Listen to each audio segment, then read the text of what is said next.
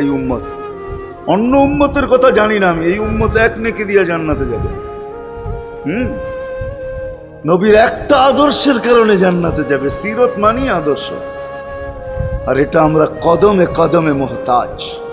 কেননা এই ছোট জীবনটা যদি গ্রহণযোগ্যতা পর্যন্ত পৌঁছাইতে হয় আল্লাহর কাছে, চাই নারী হই, চাই যুবক হই, চাই বৃদ্ধ হই, যেই মানুষই হই না কেন, যেখানেরই হই না কেন, যেই বাসারই হই না কেন, যেই বর্ণেরই হই না কেন, যেই পেশারই হই না কেন, যেই সোসাইটিরই হই না কেন, এই জীবনটাকে যদি গ্রহণযোগ্যতা পর্যন্ত পৌঁছাইতে হয় কার কাছে? দুনিয়াওয়ালাদের কাছে না, মালিকের কাছে, যিনি এক ফোঁটা পানির থেকে অস্তিত্ব দিছেন, যার কাছে আবার আমাদেরকে ফিরা যেতে হবে।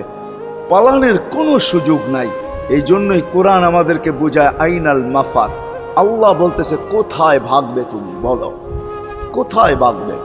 কবির কথাই সত্য, যদিও নাকি পালাও তুমি আকাশেতে লাগিয়ে সিঁড়ি, সিঁড়ি লাগাও যদি আকাশে চলে যাও, তো আল্লাহ বলে তোমার বাগার কোনো সুযোগ নাই।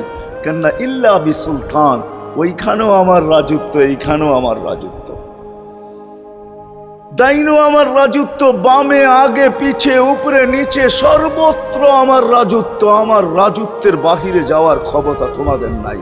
দ্বিতীয় কথা এটো, আইনা আনা মাআকুম আইনা মা কুনতুম, যেখানে যাবে ওইখানে আমি সঙ্গে থাকব, আমাকে দূর করতে পারবে না। যদি করো তাহলে তুমি থাকবে না, তোমার অস্তিত্বই থাকবে না।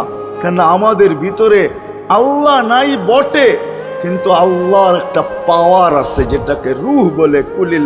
কুলির রূহ মিন আমরি রব্বি, আল্লাহর একটা পাওয়ার, একটা সিফত, সবচেয়ে শক্তিশালী পাওয়ার যেটা, ওটা আমাদের ভিতরে আল্লাহ ঢুকায় রাখছেন, যেটাকে আমরা রূহ বলি। কোরআনের ভাষায় রূহ বলে, বাংলা ভাষায় আত্মা বলে। যেটাকে আমরা আত্মা বলি ওটা আল্লাহর হুকুম ছাড়া কিছু না। আল্লাহ বলে ওটা মনে করে নাও আমি তোমার ভিতরে আছি, কেন এটা আমারই জিনিস। কুলির রূহ মিন আমরি রব্বি, আমাকে পৃথক করলে আর তুমি থাকবে না। তখন তোমার চক্ষু থাকবে আইন লা তানজুর, তোমার চক্ষু থাকবে দেখবে না। উদুন লা তাসমা, কান থাকবে শুনবে না। লিসান লা তান্তিক, জবান থাকবে কিন্তু জিহ্বা থাকবে কিন্তু বলবে না। আকলুন লা তুমাইয়িজ, তোমার মগজ থাকবে ভালো মন্দ বুঝবে না। কলব লা তাতাফাক্কার, দিল থাকবে কিন্তু চিন্তা করার ক্ষমতা তোমার থাকবে না। ইয়াত লা তাফতিশ, হাত থাকবে ধরবে না। রিজল লা তামশি, পাও থাকবে চলবে না। তুমি হবে লাশ। ওই আল্লাহ পর্যন্ত যদি গ্রহণযোগ্যতায় পৌঁছাইতে হয়, ওইখান থেকে বাহির হয়ে গেছি। ভালো তো বাসি, কিন্তু আগেরটুকু জানি না। ও মেরে দোস্ত, শুধু ভালোবাসলে চলবে না। আবু তালেবের চেয়ে বড় ভালোবাসা আপনার আমার ছিল না। সাহাবাদের মতো ভালোবাসা আপনার আর আমার নাই। আছে নাকি? হ্যাঁ, আবু তালেবের মতো ভালোবাসা ছিল।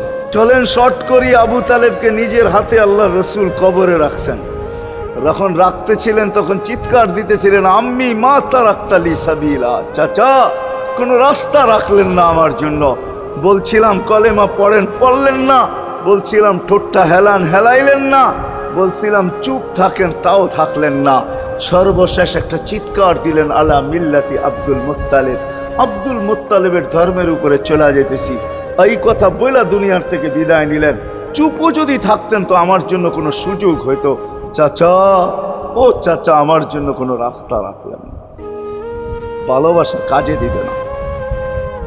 এই জন্য চলেন, জীবনটাকে গ্রহণযোগ্যতা পর্যন্ত পৌঁছাইতে হইলে কদমে কদমে মুহাম্মদুর রাসূলুল্লাহর আদর্শ লাগবে। যেটাকে আরবি ভাষায় সিরাত বলে, যেটাকে কেরিয়ার বলে। আল্লাহর রসুলের কেরিয়ার লাগবে, আল্লাহর রসুলের আদর্শ লাগবে, আল্লাহর রসুলের সিরত লাগবে, আল্লাহর রসুলের চরিত্র